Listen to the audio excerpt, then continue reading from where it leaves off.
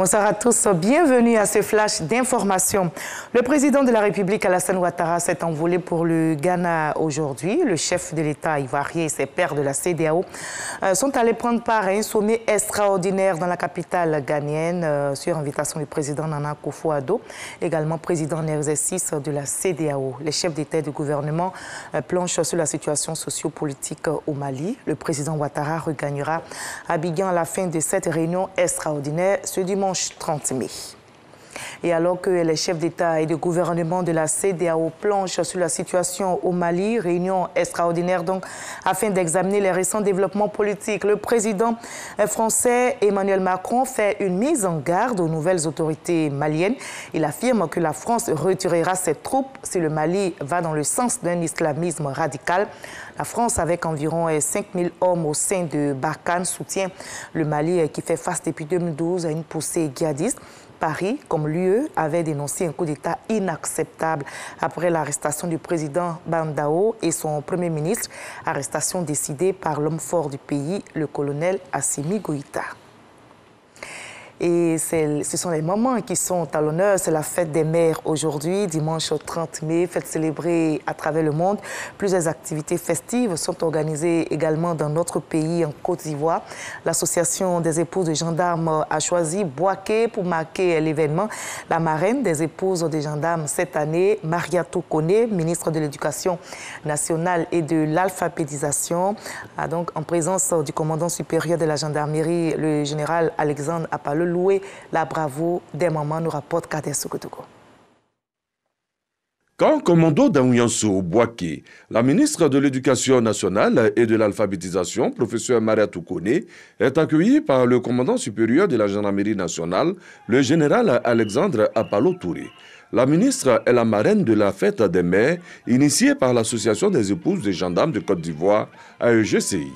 Les impacts positifs de votre action en tant qu'une femme au service de l'État et ses concitoyens nous motivent. On a l'habitude d'entendre dire que nul ne fait l'unanimité. Mais je dirais sans rougir, Madame le ministre, vous êtes de cette graine qui fait l'accord de tous les esprits. Prestation d'artistes, défilé. La ministre Mariatou Koné, elle-même fille de gendarme, a chanté et dansé avec ses sœurs avant de saluer leur courage au sein de la famille. Honneur à vous, épouse de gendarme.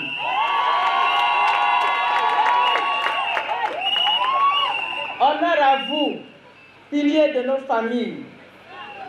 Honneur à vous.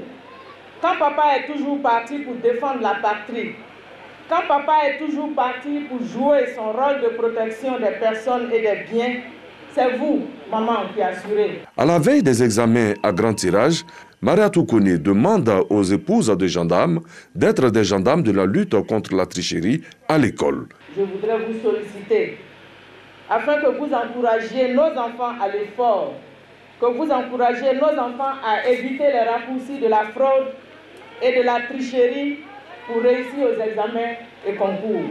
Arborant avec fierté la tenue de leur époux, les femmes de gendarmes, commando d'un jour, ont su donner dans la fête. Leur marraine Mariatou Koné avait à ses côtés l'épouse du ministre des Transports, Amadou Koné. Et en pleine fête, on continue de lutter contre le coronavirus. Hier samedi, à l'aéroport Félix Houphouët-Boigny, la Côte d'Ivoire a reçu 25 000 doses de vaccins AstraZeneca en provenance de la France. Ces vaccins ont été réceptionnés par le ministre de la Santé, Pierre Demba. C'est la deuxième fois que notre pays reçoit des vaccins après les 504 000 doses reçues le 26 février dernier dans le cadre de la lutte contre le coronavirus. À l'étranger, en République démocratique du Congo, alors que l'activité volcanique autour de la ville de Goma est toujours source d'inquiétude, près de 14 000 personnes sont parties de chez elles depuis jeudi dernier et ont franchi la frontière rwandaise suite à un ordre d'évacuation partielle et préventif. Certains de ces déplacés sont entrés chez eux hier et le camp qui avait été dressé à la hâte ces derniers jours à quelques kilomètres de la frontière congolaise est entièrement vide depuis hier. Aux États-Unis, 3 individus ont tiré dans la foule devant une salle qui accueillait un concert à Miami, en Floride. On déplore 2 morts, 20 blessés. Selon le premier bilan, les tireurs ont pris la fuite. La fusillade s'est produite donc la nuit dernière dans une zone commerciale près de Miami. Le lieu, une salle de billard, accueillait un événement programmé et plusieurs spectateurs se tenaient à l'extérieur. La police a lancé un appel à témoins permettant d'identifier et de localiser les auteurs de cet tir mortel. Allez, on se retrouve à 20h pour la grande édition. À tout à l'heure.